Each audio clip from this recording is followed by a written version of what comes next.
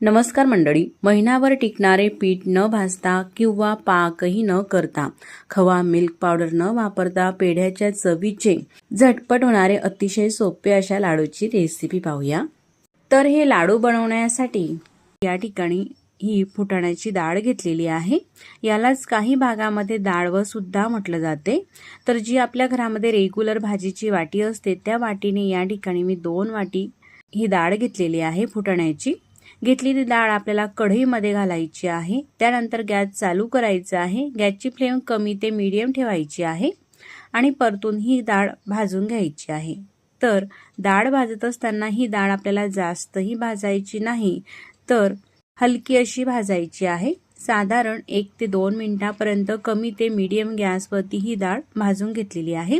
जास्त सुद्धा या डाळीचा रंग आपल्याला बदलू द्यायचा नाही।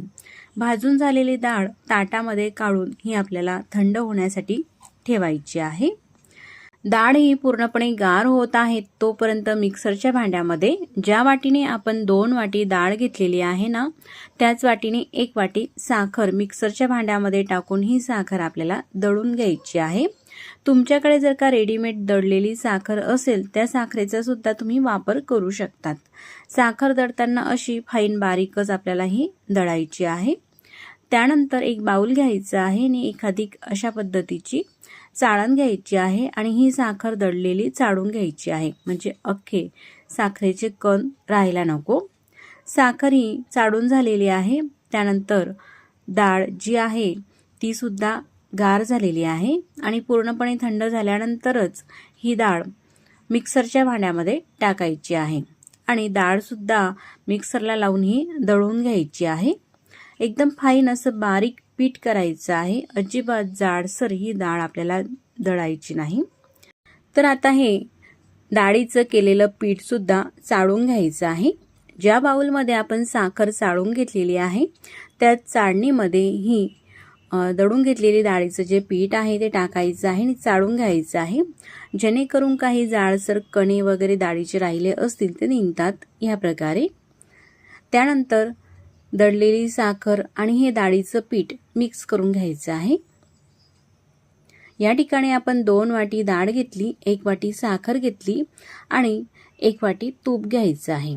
त्यानंतर हे तूप आपल्याला गरम करून घ्यायचं आहे, म्हणून कढईमध्ये टाकायचं आहे किंवा तडका पॅनमध्ये सुद्धा तुम्ही टाकून गरम करून घेऊ शकतात। अशा प्रकारे तूप खूप असं कडकडीत सुद्धा आपल्याला तापवायचं नाही, तर असं हे गरम झालेलं आहे। तर तुम्ही पाहू शकतात या ठिकाणी तुपाचा धूर वगैरे निघालेला नाही, तर तूप असं गरम झालेलं आहे, जास्तही खूप तापवायचं नाही। त्यानंतर हे जे तूप आहे पिठावरती टाकायचं आहे, एकदम सुद्धा टाकायचं नाही, तर असं थोडं थोडं करत टाकायचं आहे।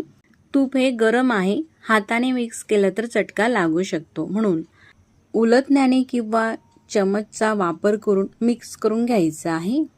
मिश्रण हे कोरडं वाटत आहे अजून, म्हणून पुन्हा थोडं तूप टाकते, पुन्हा मिक्स करून घेते। तर हे जे लाडू आहे बनवायला अतिशय सोपे आहे आणि फक्त 5 ते 7 मिनिटांमध्येच आपण हे लाडू बनवून घेऊ शकतो। चवीला सुद्धा अप्रतिम लागतात आणि बनवायला सुद्धा सोपे आहे। शिवाय भरपूर दिवस टिकतात। यामध्ये आपण दूध, पाणी वगैरे कशाचाही वापर केलेला नाही, पूर्णपणे हे मिक्स करून घेतलेलं आहे। तुम्ही पाहू शकतात अशा पद्धतीने हे ओलसर झालेलं आहे।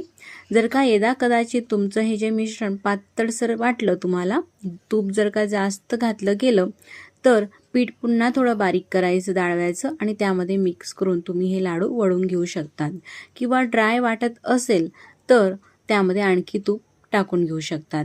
अशा पद्धतीचं अगदी परफेक्ट हे मिश्रण झाल्यानंतर लाडू हे वळून घ्यायचे आहे।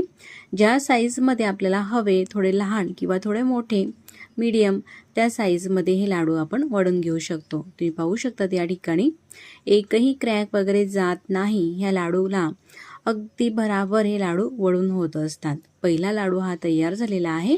असा प्लेन सुद्धा तुम्ही वळून घेऊ शकतात, किंवा मी आणखी तुम्हाला काही लाडू हे वळून दाखवते।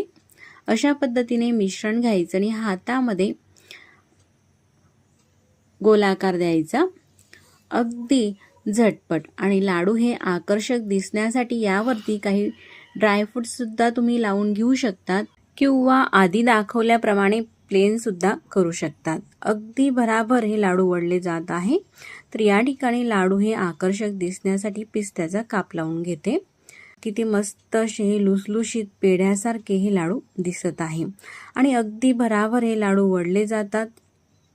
या ठिकाणी आपला दुसराही लाडू वळून झालेला आहे. तर अशाच पद्धतीने बाकीचे राहिलेले लाडू सुद्धा वळून दाखवते.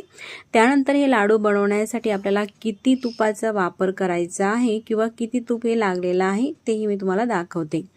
तर 2 वाटी डाळमध्ये साधारण हे 8 लाडू झालेले आहे, असे मोठ्या साईजचे. तुम्ही पाहू शकतात अगदी जिभेवर ठेवताच विरघळणारे एकदम लुसलुशीत खवा, मिल्क पावडर किंवा पाक न करता किंवा पीठ सुद्धा न भाजता अगदी झटपट हे लाडू आपल्याला बनवता येतात आणि चवीला सुद्धा अप्रतिम लागतात. शिवाय जास्त दिवस सुद्धा हे लाडू टिकतात, अजिबात खराब होत नाही. तुम्ही महिनाभरासाठी जरी ठेवले तरी हे लाडू अजिबात खराब होत नाही, कारण यामध्ये आपण दूध किंवा पाण्याचा वापर केलेला नाही. लाडू मी तुम्हाला तोडून दाखवते. अगदी पेढ्यासारखा असल्यामुळे तशाच पद्धतीचा हा लाडू दिसत आहे. तर गणपती बाप्पाच्या नैवेद्यासाठी तुम्ही अशा पद्धतीचे लाडू नक्कीच करून पहा. घरातील सगळ्यांनाच आवडतील आणि साधी सोपी ही रेसिपी आहे. तर लाडू बनवण्याची रेसिपी आवडल्यास तर आपल्या देवदर्शन किचन चॅनलला लाईक, शेअर आणि सबस्क्राईब करायला विसरू नका. तर 1 वाटी आपण तूप घेतलेलं होतं. 1 वाटी तुपातलं एवढं तूप हे शिल्लक आहे. म्हणजे साधारण 2 वाटी डाळीसाठी पाऊण वाटी तूप आपल्याला हे लागत असतं. मग पुन्हा भेटू नवीन रेसिपी सोबत. तोपर्यंत नमस्कार.